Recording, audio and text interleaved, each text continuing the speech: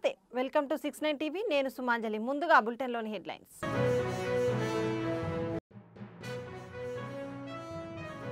ధాన్యం సేకరణపై కలెక్టర్ నిశిత పరిశీలన సాంకేతిక సమస్యలను అక్కడికక్కడే పరిష్కారం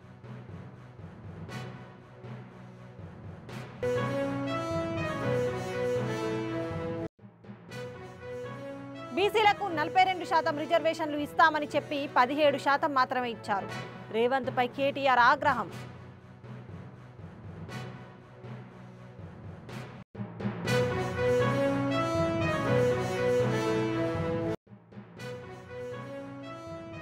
కార్మికుల న్యాయ హక్కులకు చెడు రోజులు సింగరేణిపై కాంగ్రెస్ నిర్ణయాలను కవిత తీవ్రంగా ఖండింపు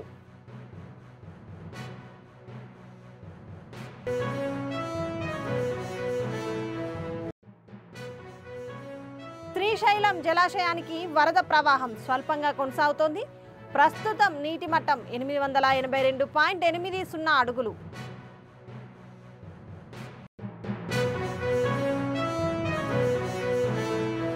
ఇక డీటెయిల్స్లోకి వెళ్తే బాపర్ల జిల్లా రైతులు సాగు చేసిన ధాన్యం పంటను ప్రభుత్వమే కొనుగోలు చేస్తుందని జిల్లా కలెక్టర్ వినోద్ కుమార్ భరోసా ఇచ్చారు చుండూరు వేమూరు కొల్లూరు మండలాలలో జిల్లా కలెక్టర్ విస్తృతంగా పర్యటించారు ధాన్యం కొనుగోలు కేంద్రాలు ధాన్యం ఆరబెట్టిన కల్లాలను జిల్లా కలెక్టర్ పరిశీలించారు చుండూరు వలివేరు వేమూరు జంపని కొల్లూరు రైతు సేవా కేంద్రాలను ఆకస్మికంగా తనిఖీ చేశారు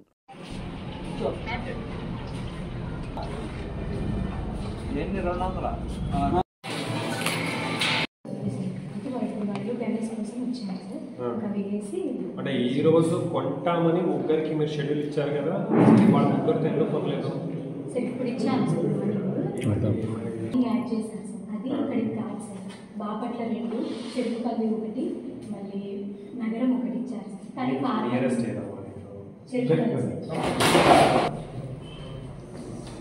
మరి ఎందుకు చేయడం లేదు మీరు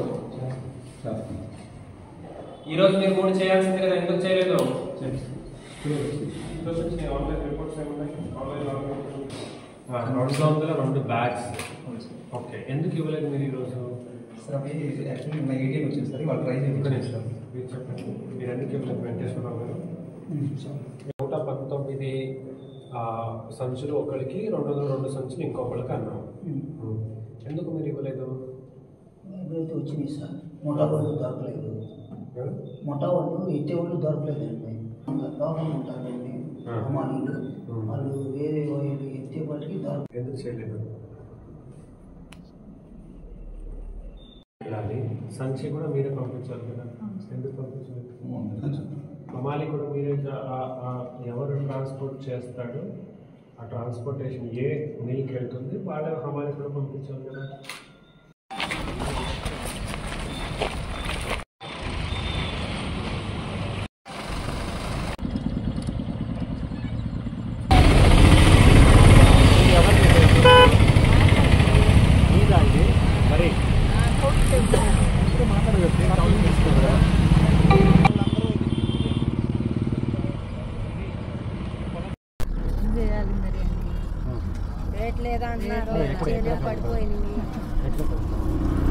మీకు చెప్పాడా మేము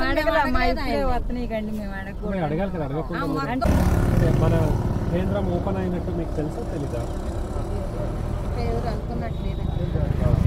అంటే మీరు ప్రభుత్వానికి ఇవ్వాలనుకుంటున్నారా లేదనుకుంటున్నారా ఏంటి మీ ఆలోచన అంటే ఎంత రేటు కావాలి అడగాలి కదా 20 కదా మన దాస్తారు గారు ఆర్ఎస్కేది హలో మామూలుగా మన ఆర్థిక టార్గెట్ ఫిక్స్ ఏదైనా వచ్చింది సార్ ఆర్థిక ఏం టార్గెట్ ఫిక్స్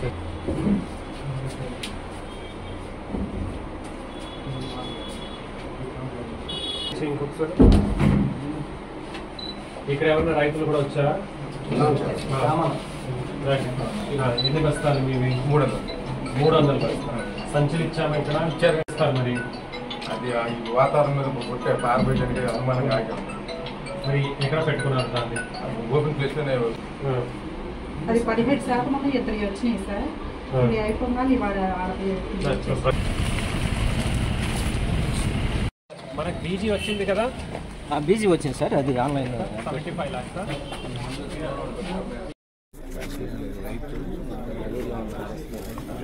బాపట్ల 2, నగరం 1. వీళ్ళకి వేమూరు వాళ్ళు 50 లక్షలు ఇచ్చారు.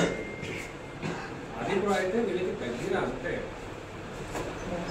అది కూడా ట్యాగ్ చేసేస్తే అప్పుడు 5 ట్యాగ్ అవుతాయి ఇందులో. ఒక హాఫ్ అన్ అవర్లో ఎన్ని వచ్చాయి? సరే అమ్మా, ఇది కూడా మీకు వస్తుంది బాబు. Sir half an hour. First of all మీకున్న 4 ఎందుకు పంపించలేదు నువ్వు? సార్ ఆల్రెడీ సార్ ఒక బాపట్ల పంపించాము సార్, ప్లస్ ఆల్రెడీ 4 జనరేట్ చేసాం sir farmers. Sir Bapatla 2 farmers పంపించాం సార్, కొండపల్లి 2 ఫార్మర్స్ పంపించాం సార్. ఇది కొండపల్లికి ఈరోజు టార్గెట్ అయిపోయింది సార్. ఈరోజు ధాన్య కొనుగోలు రాష్ట్ర ప్రభుత్వం ఇచ్చినటువంటి స్కీమ్ ప్రకారం జిల్లాలో 167 సేకరణ కేంద్రాన్ని ఓపెన్ చేయటం జరిగింది. అదే ఇప్పుడు జిల్లాలో 29, 30 వర్షం ఉంది అనే ఒక భయాందోళనతో రైతులు ఏదో ఒక రేటుకి అమ్ముతున్నారని ఇన్ఫర్మేషన్ మనం వచ్చిన వెంటనే మనము 26,77,00,000 బీజీలు కూడా తీసుకోవడం జరిగింది. అందులో 9.53 కోట్ల రూపాయల విలువైన బీజీ ఆల్రెడీ ఆన్లైన్లో మనకు కనబడుతుంది. ఇంకా 17,24,00,000 బ్యాంక్లో ఉంది. అంటే ఆన్లైన్లో వాళ్ళు మన పాన్ కార్డుకి ట్రాన్స్ఫర్ చేస్తారు బ్రాంచ్ నుంచి. అది కూడా 24 గంటలు అయిపోతే మొత్తం 26,77,00,000 బీజీ వస్తుంది. అయితే 9.53 కోట్లు మనమేమి చేశాము అది మనకు ఈ వారం మనం సేకరణ చేయడానికి ఎటువంటి ఇబ్బంది లేదు. ఇందులో ఇప్పుడు చూసుకుంటే మనము 3,442 మెట్రిక్ టన్కి షెడ్యూల్ ఇచ్చాం. షెడ్యూల్ అంటే మీరు వచ్చి మనకు ఇచ్చినప్పుడు చూస్తే తేవాంశం 20% ఉంటుంది. సో రేపు వచ్చి కొద్దిగా ఆరపెట్టుకొని మనకు వచ్చి ఇవ్వమని జరుగుతుంది. సో అదే ఎక్కడెక్కడ ఆల్రెడీ మీరు హార్వెస్ట్ చేశారు వాళ్ళకి ఇబ్బంది లేకుండా ఉండాలని అక్కడ ఉన్న క్షేత్రస్థాయి సమస్యలు ఏమున్నది తెలుసుకోవడానికి ఈరోజు చుండూరు, అలాగే వేమూరు, ఇప్పుడు కొల్లూరు కూడా వచ్చాను. ఇక్కడ కొన్ని ఆన్లైన్ ఇష్యూస్ అంటే మనం ఆన్లైన్లో కొన్ని రైస్ మిల్స్ని ఎనేబుల్ చేశాము. అయితే అది దూరం ఉంది, రైతు దగ్గర ఇవ్వడానికి అడుగుతున్నాడు. అవి కూడా ఆన్లైన్ ఎనేబుల్ చేశాము. ఇంకా ఏ కేంద్రాల్లో ఏ రైస్ మిల్ కావాలి, ఎందుకంటే మనకు ఆల్రెడీ అన్ని రైస్ మిల్స్ 27 కోట్లు వచ్చాయి కాబట్టి అవి కూడా మనం ఎనేబుల్ చేస్తాము. అయితే ఏ రైస్ మిల్కైనా మీరు ఇవ్వచ్చు, దాని నుంచి మీకు ఎటువంటి ఇబ్బంది లేదు. మీకు ట్రక్ చిట్ జనరేట్ అయితే దాన్ని ఒక డబ్బు అనేది మీ ఖాతాకు పడుతుంది.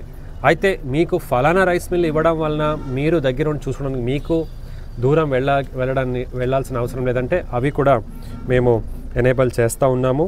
ఇట్లా రైస్ మిల్లర్స్ వాళ్ళ ఫోన్ నంబరు, అంటే ఏ మండలము, రైస్ మిల్ పేరేంటి, అక్కడ ఎవరు ఇన్ఛార్జ్ పర్సన్, తర్వాత పెద్ద రైస్ మిల్స్ అయితే మనము డీటీలు, అలాగే చిన్న చిన్న వాటిలో విఆర్ఓలు, ఒక కస్టడీ ఆఫీసర్ అని కూడా పెట్టాం.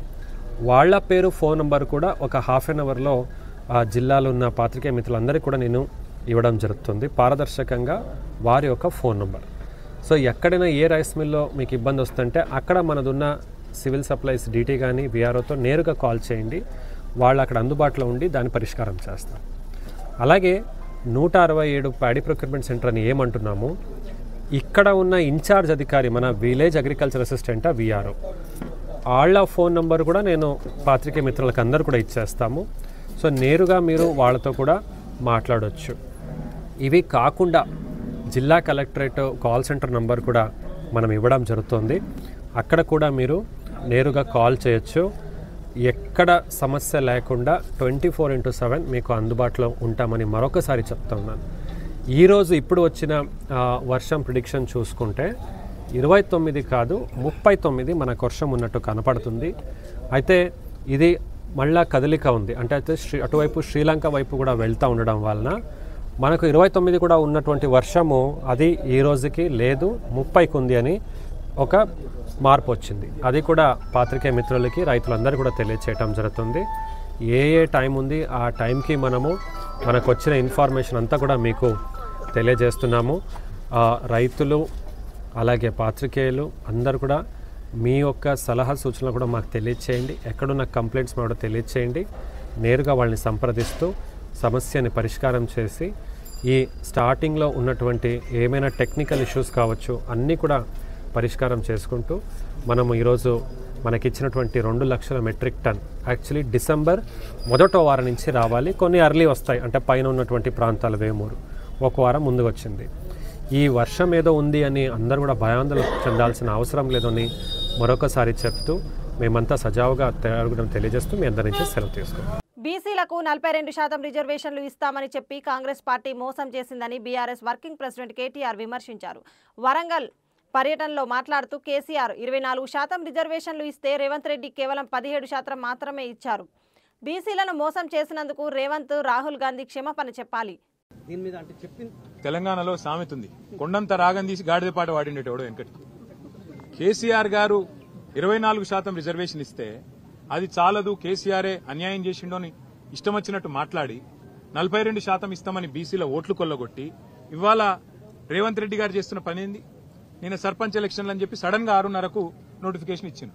అందులో చూస్తే ఇప్పుడే మా గౌరవ శాసనసభ్యులు రాజేశ్వర రెడ్డి గారు, మా ఎమ్మెల్సీ శ్రీనివాసరెడ్డి గారు, మాజీ ఎమ్మెల్యే ధర్మారెడ్డి గారు చెప్తున్నారు, కొన్ని మండలాల్లో కనీసం ఒక్క ఊరు కూడా లేదు బీసీలకు రిజర్వేషన్లో. ఇంతకంటే అరాచకం, ఇంతకంటే కిరాతకం ఏదైనా ఉందో నాకే తెలియదు.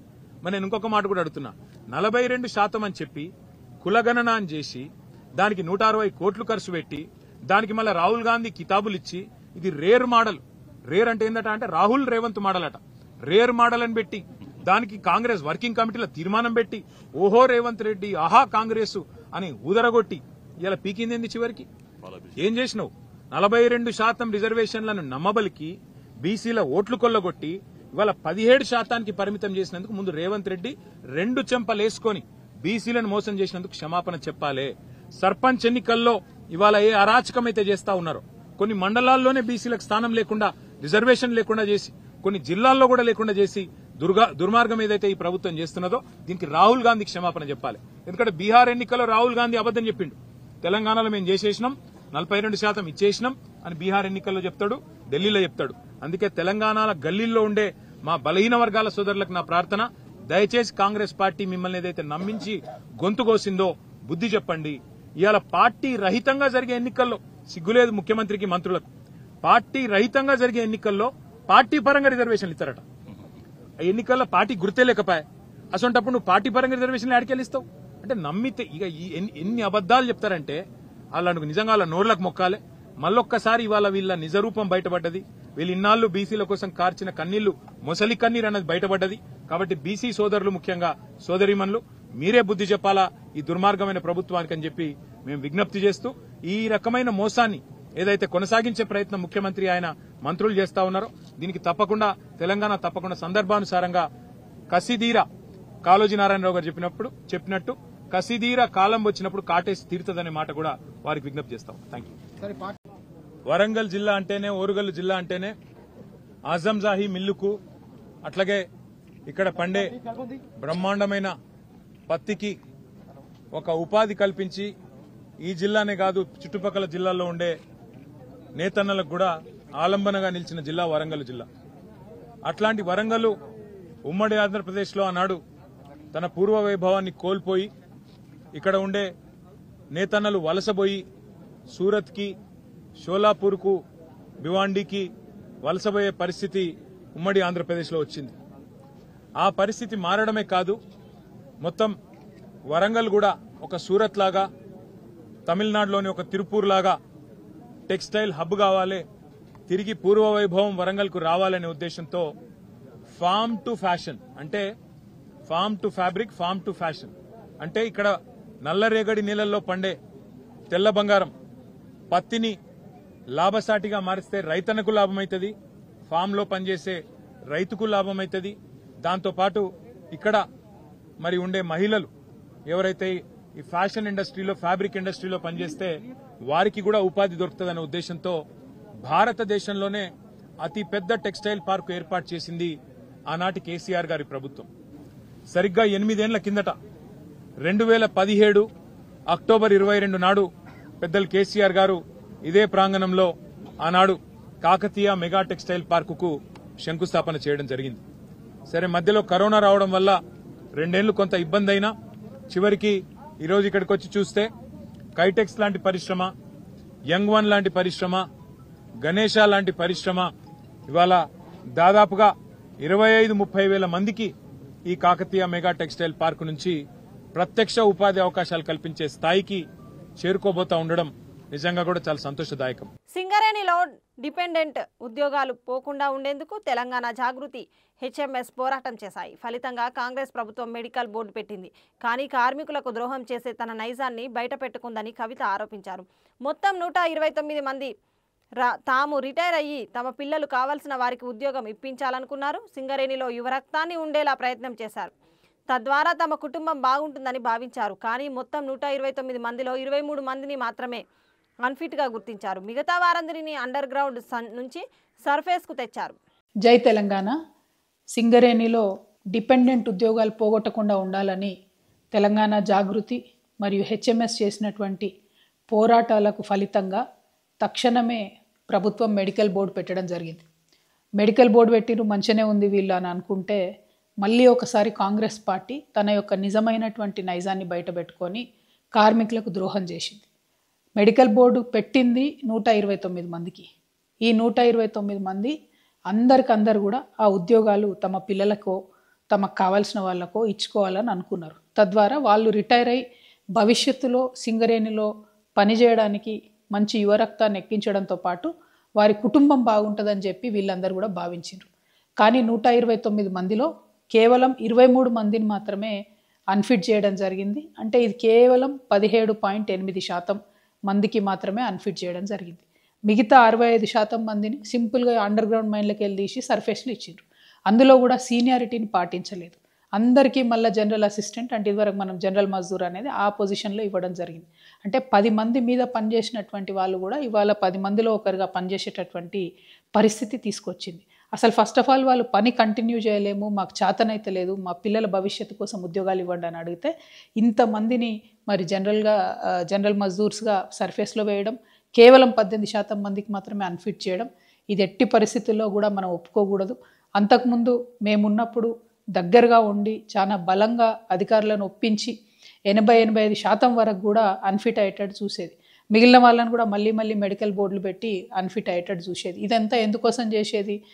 డిపెండెంట్ ఉద్యోగాలు ఉండాలి, సింగరేణి సంస్థ కొనసాగాలి, సింగరేణి గనిలో పనిచేసి తన నడుములు పోయేదాకా పనిచేసినటువంటి కార్మికుడి యొక్క బిడ్డల భవిష్యత్తుకు భరోసా ఉండాలని ఇదంతా చేసేది. కానీ ఆ స్పిరిట్ మొత్తం తుంగలో దొక్కేసింది కాంగ్రెస్ పార్టీ. ఇవాళ ఆ అంశాలే లేకుండా, ఆలోచనే లేకుండా, సింగరేణి మీద కనీసం ప్రేమ లేకుండా ఓన్లీ 18% మందికి అన్ఫిట్ చేయడం అంటే ఇది చాలా అన్యాయం. అంటే పోరాటాలు చేసి రోడ్ల మీద పడేదాకానేమో మెడికల్ బోర్డు పెట్టిన తర్వాతనేమో మళ్ళీ ఇదొకటి దొడ్డిదారిని అన్యాయం చేయడం ఇది కరెక్ట్ కాదు. ఎవరినైతే మీరు ఆ 84 మందిని మీరు మళ్ళీ తీసి సర్ఫేస్లో వేసిండ్రో వాళ్ళందరూ కూడా అన్ఫిట్ కావాలనే కోరుకున్నారు. వాళ్ళందరినీ కూడా అన్ఫిట్ చేయండి. అదేవిధంగా అంతకుముందు ఒక 54 మందితో మీరు మెడికల్ బోర్డు పెట్టిండ్రు. దానిలో తీవ్రమైన అన్యాయం చేస్తూ కేవలం 4 మాత్రమే అప్పుడు అన్ఫిట్ చేసిండ్రు. మరి ఆ 50 మందిని మీరు గంగకు వదిలేసినట్టేనా? ఆ 50 మందిని ఎందుకు మీరు మెడికల్ బోర్డుకి పిలవలేదు? తక్షణమే వాళ్ళని కూడా పిలవండి. ఎవరెవరైతే స్వచ్ఛందంగా వాళ్ళ జాబ్స్ వాళ్ళ పిల్లలకి ఇచ్చుకోవాలనుకుంటున్నారో అది ఇవ్వడమే ప్రధాన లక్ష్యంగా పనిచేయాలి తప్పితే అది ఇవ్వకుండా వాళ్ళని ఆపడం కోసం మీరు పనిచేస్తూ ఉన్నారు. ఇది కరెక్ట్ కాదు. ఈ వైఖరిని మేము తీవ్రంగా ఖండిస్తూ ఉన్నాం. మీరు మారకపోతే మళ్ళీ ప్రజా పోరాటాల ద్వారానే మీకు బుద్ధి చెప్తాం. Thank you. జై తెలంగాణ. శ్రీశైలం జలాశయానికి వరద ప్రవాహం స్వల్పంగా కొనసాగింది. జూరాల ద్వారా 5,598 క్యూసెక్కుల ఇన్ఫ్లో నమోదు కాగా అవుట్లో నీల్గా ఉంది. పూర్తి స్థాయి నీటి మట్టం 885 అడుగులు కాగా ప్రస్తుతం 882.80 అడుగుల వద్ద నిలిచింది. మొత్తం నిల్వ సామర్థ్యం 215.807 టీఎంసీలుగా ఉండగా ప్రస్తుతం నిల్వ 203.429 టీఎంసీలుగా అధికారులు వెల్లడించారు.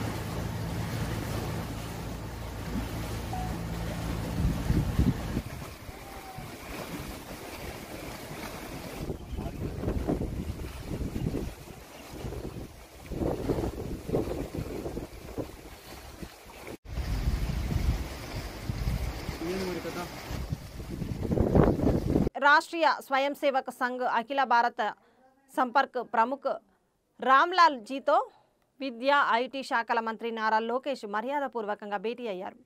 2006-19 వరకు రామ్లీల్ బీజేపీ జాతీయ ప్రధాన కార్యదర్శిగా ఆర్ఎస్ఎస్లో వివిధ ఉన్నత హోదాల్లో పనిచేశారు. ఆర్ఎస్ఎస్ శతాబ్ది ఉత్సవాల్లో భాగంగా దేశవ్యాప్తంగా వివిధ రంగాల ప్రముఖులతో ఆయన సమావేశమవుతున్నారు.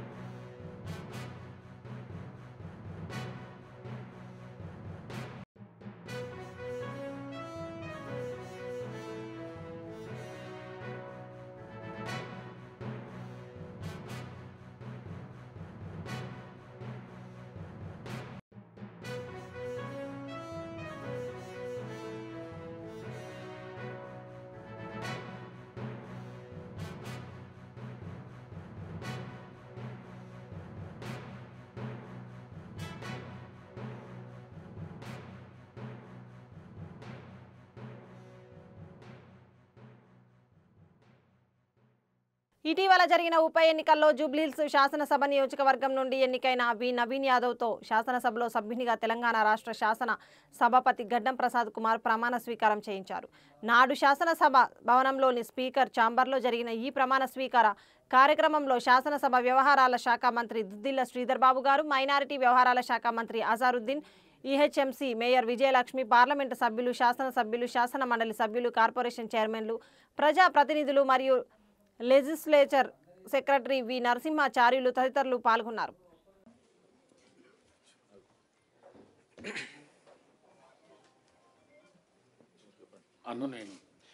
నవీన్ యాదవ్ వి అనే నేను శాసనసభ సభ్యునిగా ఎన్నికైనందున శాసనం ద్వారా నిర్మితమైన భారత రాజ్యాంగం పట్ల నిజమైన విశ్వాసం, విధేయత చూపుతానని, భారతదేశ సార్వభౌమాధికారాన్ని, సమగ్రతను కాపాడుతానని, నేను స్వీకరించబోయే కర్తవ్యాన్ని శ్రద్ధశక్తులతో నిర్వహిస్తానని దైవసాక్షిగా ప్రమాణం చేస్తున్నాను. తెలంగాణ శాసనసభ సభ్యుడైన నవీన్ యాదవ్ వి అనే నేను సభ నియమాలకు కట్టుబడి ఉంటానని, వాటిని అనుసరిస్తానని, సభ మర్యాదలను పాటిస్తానని, సాంప్రదాయాలను గౌరవిస్తానని దైవసాక్షిగా ప్రమాణం చేస్తున్నాను. నవీన్ యాదవ్ వి అనే నేను శాసనసభ సభ్యునిగా ఎన్నికైనందున శాసనం ద్వారా నిర్మితమైన భారత రాజ్యాంగం పట్ల నిజమైన విశ్వాసం, విధేయత చూపుతానని, భారతదేశ సార్వభౌమాధికారాన్ని, సమగ్రతను కాపాడుతానని, నేను స్వీకరించబోయే కర్తవ్యాన్ని శ్రద్ధశక్తులతో నిర్వహిస్తానని దైవసాక్షిగా ప్రమాణం చేస్తున్నాను. తెలంగాణ శాసనసభ సభ్యుడైన నవీన్ యాదవ్ వి అనే నేను సభ నియమాలకు కట్టుబడి ఉంటానని, వాటిని అనుసరిస్తానని, సభ మర్యాదలను పాటిస్తానని, సాంప్రదాయాలను గౌరవిస్తానని దైవసాక్షిగా ప్రమాణం చేస్తున్నాను. మల్కాజ్గిరి రాజ్యాంగ దినోత్సవం సందర్భంగా రాచకొండ కమిషనరేట్లో రాజ్యాంగ దినోత్సవ వేడుకలు ఘనంగా జరిగాయి. ఈ సందర్భంగా రాచకొండ సిపి సుధీర్ బాబు భారత రాజ్యాంగ ప్రతిజ్ఞను చదివి దాని విశిష్టతను తెలిపారు. థాయిలాండ్లో భారీ వరదలు, 9 ప్రావిన్సుల్లో పరిస్థితి విషమం, ఇప్పటి వరకు 13 మంది మృతి. ఈ విషయాన్ని అధికారికంగా వెల్లడించిన థాయ్ డిజాస్టర్ మేనేజ్మెంట్ ఏజెన్సీ మొత్తం 103 కమ్యూనిటీలకు రెడ్ బ్లాక్ తరలింపు ఉత్తర్వులు జారీ. గడిచిన 3 రోజుల్లో 595 మిల్లీమీటర్ల వర్షపాతం నమోదు. సురక్షిత ప్రాంతాలకు తరలి వెళ్తున్న థాయ్ ప్రజలు, భారీ వరద ప్రవాహానికి కొట్టుకుపోతున్న వాహనాలు.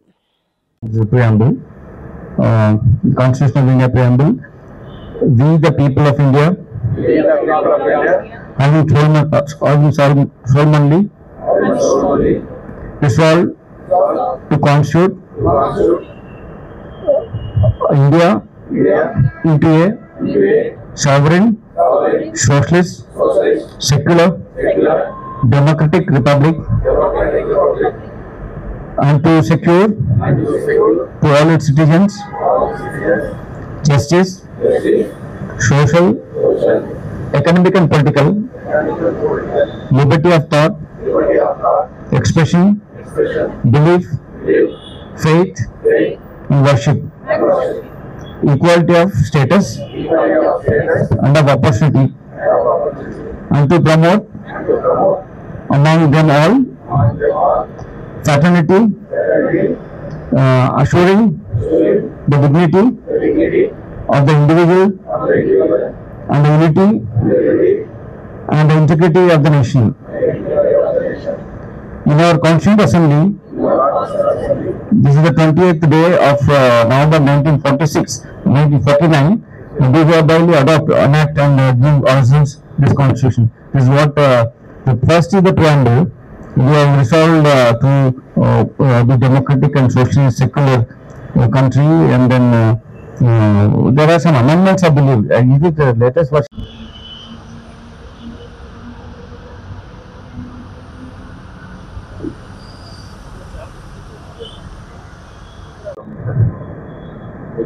We solemnly resolve to comply the dictates or essence of this Constitution preamble.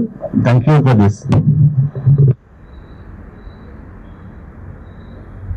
We have finalized the drafting of the Constitution, and on 26th January it has come into force.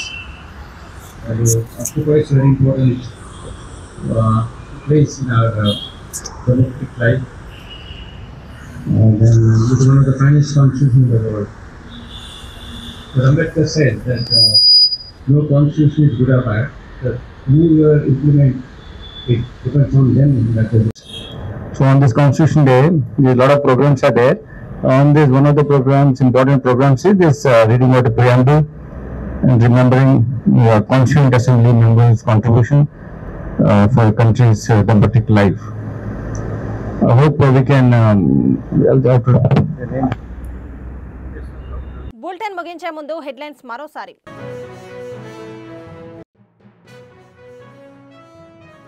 ధాన్యం సేకరణపై collector నిశిత పరిశీలన, సాంకేతిక సమస్యలను అక్కడికక్కడే పరిష్కారం.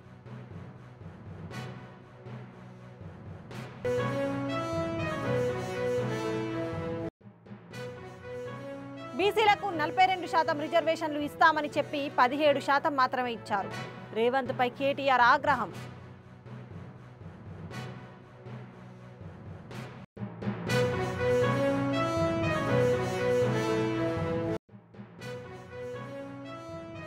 కార్మికుల న్యాయ హక్కులకు చెడు రోజులు, సింగరేణిపై కాంగ్రెస్ నిర్ణయాలను కవిత తీవ్రంగా ఖండింపు.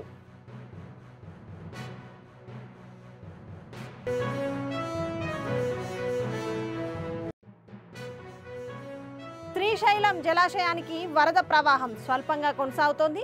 ప్రస్తుతం నీటి మట్టం 882.80 అడుగులు.